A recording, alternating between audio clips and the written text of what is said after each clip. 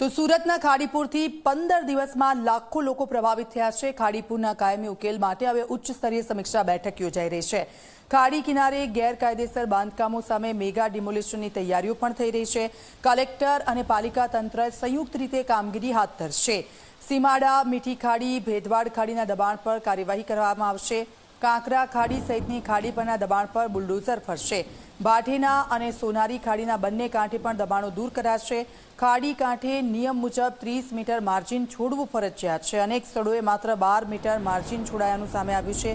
દબાણ દૂર કરી ભવિષ્યમાં ખાડીપુરનું સંકટ ઘટાડવા તંત્રનો પ્રયાસ છે।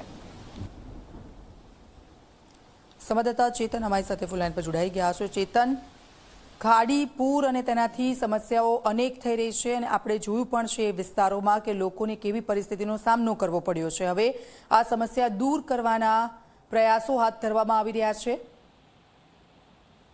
જી દીક્ષિતા, ખાસ કરીને સુરતની વાત કરીએ તો સુરતમાંથી 5 ખાડીઓ પસાર થતી હોય છે અને આ દરમિયાન છેલ્લા 15 દિવસની અંદર બે વખત ખાડીપુરનો પરિસ્થિતિનો લોકોએ સામનો કરવો પડ્યો હતો। કરોડો રૂપિયાનું નુકસાન સહન કરવાનો વારો આવ્યો છે। ત્યારે ખાસ કરીને આ વખતે ખાડીપુરના કાયમી ઉકેલ માટે રાજ્ય સરકારની ઉચ્ચ સ્તરીય જે સમીક્ષા બેઠક છે તેનું આયોજન હાથ ધરવામાં આવ્યું હતું, જેમાં ખાસ કરીને સુરતમાં ખાડી કિનારે ગેરકાયદે બાંધકામો અને દબાણો સામે મેગા ડિમોલિશનની કામગીરીની તૈયારીઓ શરૂ કરી દેવામાં આવી છે। કલેક્ટર અને પાલિકા તંત્ર સંયુક્ત રીતે ડિમોલિશનની જે કામગીરી છે તે હાથ ધરવામાં આવશે। ખાસ કરીને સીમાડા, મીઠી ખાડી, ભેદવાડ, કાંકરા ખાડી સહિતની જે ખાડીઓ છે તેના ઉપર બંને કાંઠે જે દબાણો છે તે દબાણો દૂર કરવામાં આવશે।